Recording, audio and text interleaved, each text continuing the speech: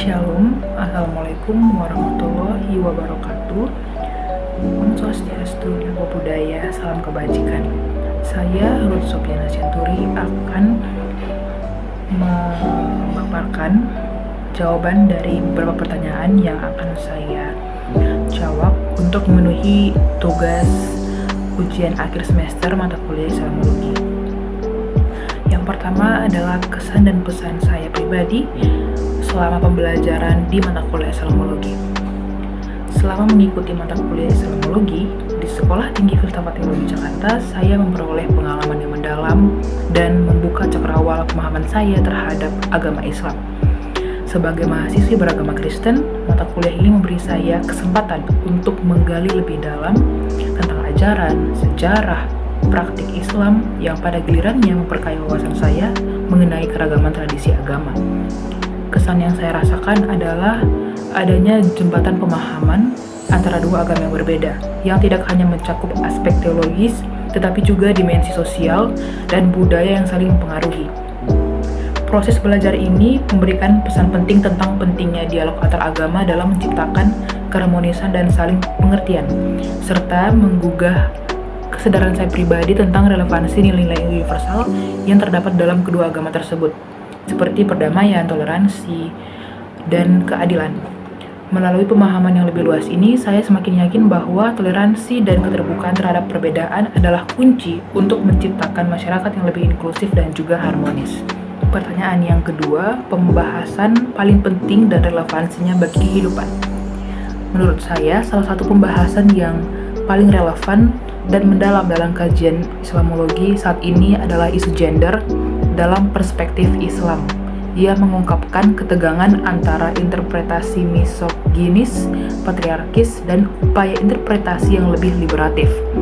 Nah, dalam konteks ini, pengaruh interpretasi teks-teks agama yang cenderung patriarkis seringkali menguatkan struktur sosial yang menempatkan perempuan pada posisi subordinat baik di Timur Tengah maupun di Indonesia.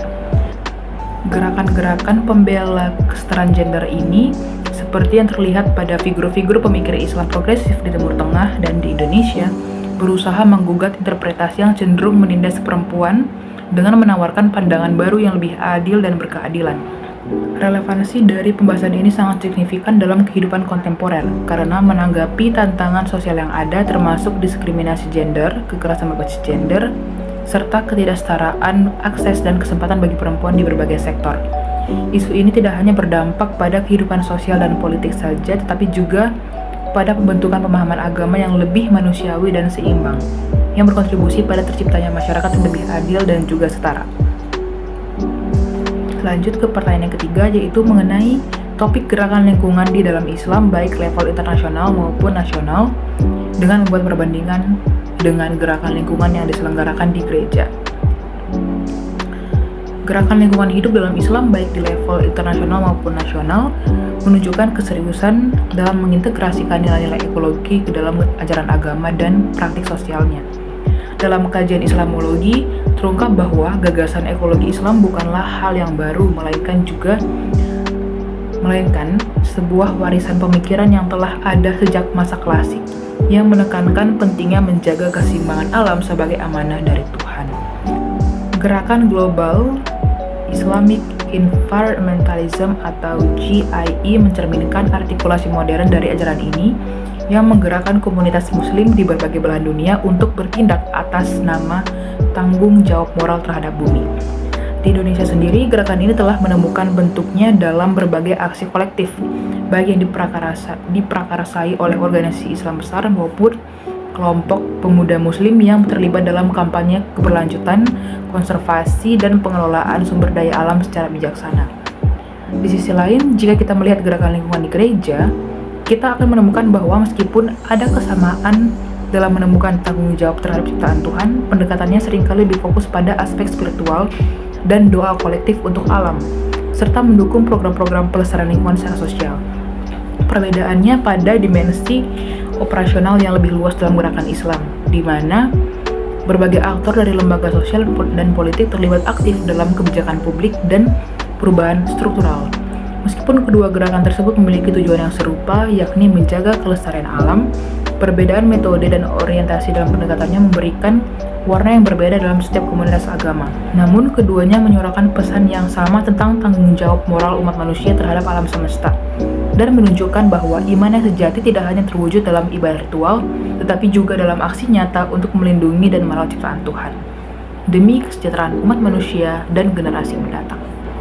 Lanjut yang keempat, yaitu ajaran paling penting dalam Islam dan Kristen yang relevan untuk mengatasi krisis iklim.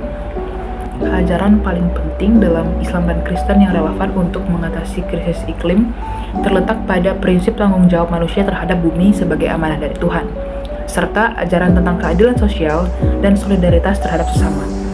Dalam Islam, konsep khalifah atau wakil Tuhan di bumi mengajarkan bahwa manusia diberi tanggung jawab untuk menjaga keseimbangan alam dan memanfaatkan sumber daya alam secara bijaksana, dengan menghindari kerusakan atau eksploitasi berlebihan.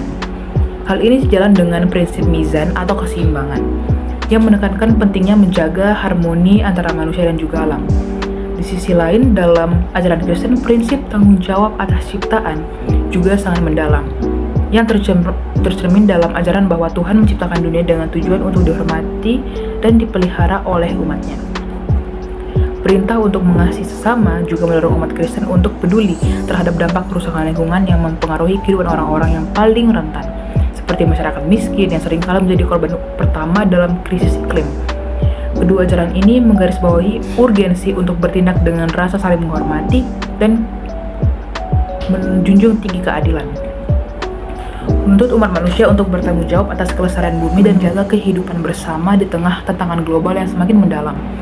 Kedua ajaran ini menggarisbawahi urgensi untuk bertindak dengan rasa saling menghormati dan berkeadilan, yang menuntut umat manusia untuk bertanggung jawab atas kelestarian bumi dan menjaga kehidupan bersama di tengah tantangan global yang semakin mendalam, seperti perubahan iklim yang memerlukan kerjasama lintas agama dan budaya untuk mencapainya.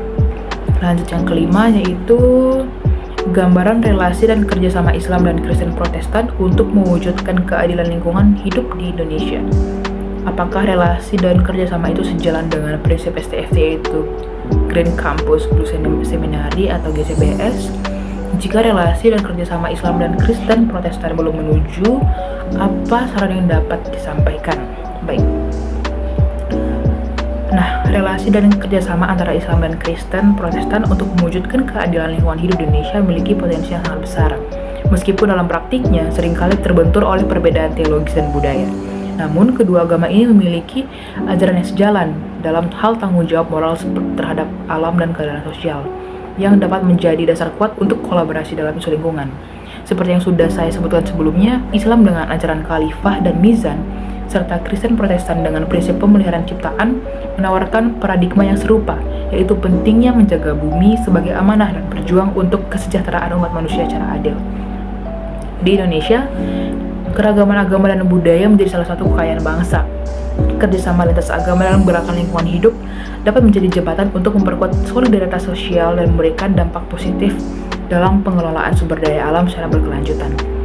Dalam konteks ini, prinsip Green Campus Blue Seminary atau GCBS yang diterapkan di STFT sangat relevan sebagai landasan untuk membangun kesadaran ekologis di kalangan generasi muda, baik yang beragama Kristen maupun non-Kristen, termasuk Muslim. GCBS mengajak seluruh sivitas akademika untuk menjadi agen perubahan dalam merawat alam dan menjaga lingkungan. Sebuah panggilan moral yang sejalan dengan nilai-nilai universal yang diajarkan oleh Islam dan Kristen.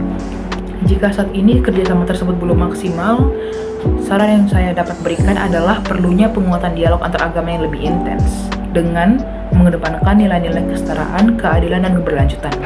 Di samping itu, kolaborasi dalam aksi konkret seperti program konservasi, pengurangan sampah, dan pendidikan lingkungan bersama dapat menjadi langkah nyata untuk merajut persatuan dalam menjaga bumi, dengan tujuan bersama untuk melawan krisis iklim yang semakin mengancam kehidupan global. Demikian video ini saya kumpulkan dan berikan kepada Pak Parit sebagai bentuk tanggung jawab saya untuk memenuhi tugas ujian akhir semester mata kuliah Islamologi. Saya sangat berterima kasih atas dedikasi Pak Parit dalam mengajar, membimbing kami sebagai mahasiswa dan mahasiswi teologi yang sangat perlu dalam melihat perspektif, melihat latar belakang, background, ataupun hal-hal fundamental lain yang dapat membangun kami dalam studi kami. Demikian video ini saya berikan, terima kasih.